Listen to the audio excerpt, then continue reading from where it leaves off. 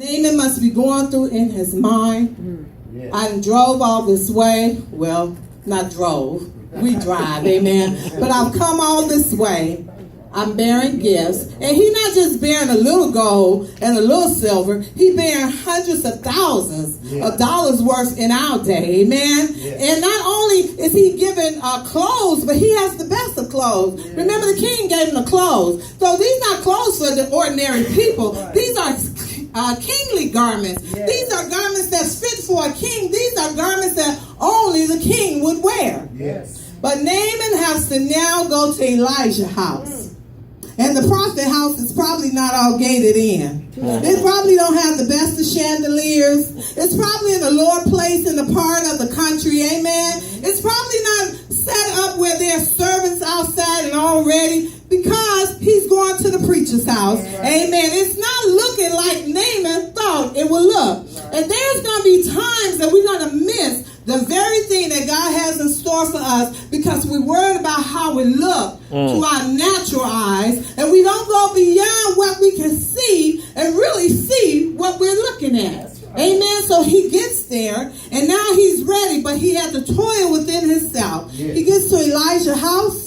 He just know the man of God, the prophet, gonna come out. He gonna come out. He gonna greet him. He gonna tell him what to do. Matter of fact, Naaman built up in his mind that the prophet is gonna come, and he gonna make a big scene over this. He gonna call down fire from heaven. Amen. He gonna call on the mighty king of the mighty God of Israel. He gonna make a big thing out of this. So Naaman's mind is already made up as to how it's gonna happen. Don't tell me there are not times that you come to the house of God that your mind is already made up as to what's going to happen in the house, because the mind is powerful, amen. And so when we get here and it don't quite look like we thought it was going to look, and the song ain't quite the song we thought it was going to be, and an apostle going to always preach hard, but he ain't saying the words that you thought he was going to say, then we leave here and say God didn't move. Isn't that God didn't move, or in your mind you was all off into something else and prepared to receive something else? So Elisha, amen, being the man of God that he was, listen to the voice of God, listen to what God is saying unto him, is saying, I'm just going to send a messenger. And I'm going to give Naaman the message of what he needs, amen, for his healing. So he didn't even come to the door. He didn't even acknowledge him. He didn't even come see what he was looking like. He didn't see it as a hard problem and something he couldn't fix. He just said, I'm going to send the messenger. And the messenger came and told Naaman that the man of God said, go dip in the muddy waters of the Jordan River 7 times, and you shall be healed. Now y'all know what y'all would have done right there, and it wouldn't have been nice, amen. So just think about where Naaman is at. But when the Lord was giving this to me, I'm like, God, what does this have to do with our mindset? I don't understand what you're telling me as far as this is with an accelerated mind.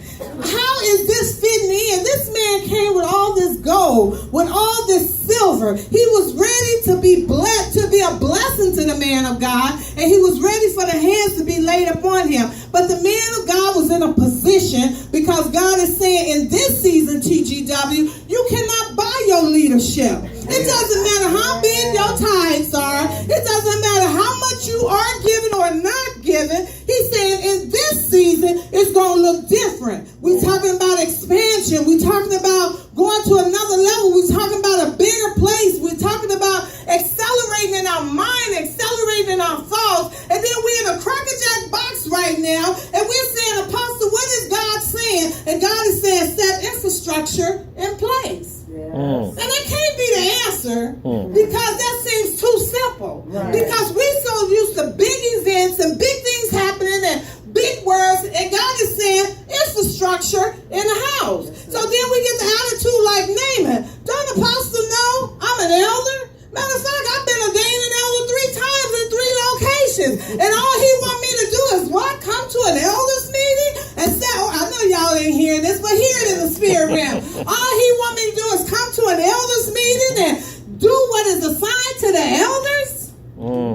Don't he know I sing. And when I sing, amen, demons flee. I can pray until demons tremble. I have been in a place where God has used me to the highest. And now I'm going before apostle and pastor and saying, what is God saying in this season? And all they saying is infrastructure. This can't be the word right now for TGW. This just can't be the word. But if we really look at it, are we walking around in our leprous ways? Yeah. Are we dealing with our own leper? Are we looking like we mighty on the outside and got something great going on the inside for us, but we so leprous?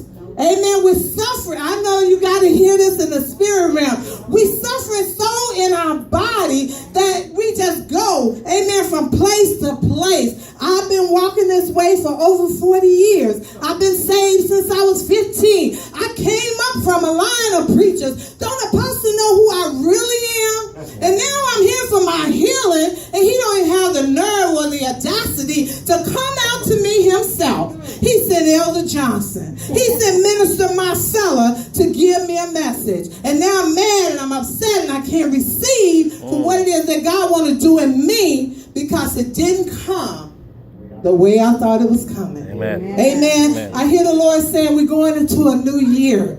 We're going into our 8th year. And some of us have been walking around for the 7 years in our leprous ways. We've been walking, we think we're okay. But we get to a point now that we're going to be put away out from the community. Amen. And you say, I still don't get how this is affecting me in an accelerated mind. If we don't change our ways, saints, if we don't change our ways of thinking, if we don't get to a point that we're going to trust the God and the man of God, we're going to be stuck wondering why it didn't go forth the way we thought it was going to go forth. So Naaman, he's there, he's at the prophet's house, and now he's mad because I done bought all these gifts. I done drove all this way or came by buggy or whatever they came in at that time. And he won't even come out and acknowledge me and tell me what it is I need to do.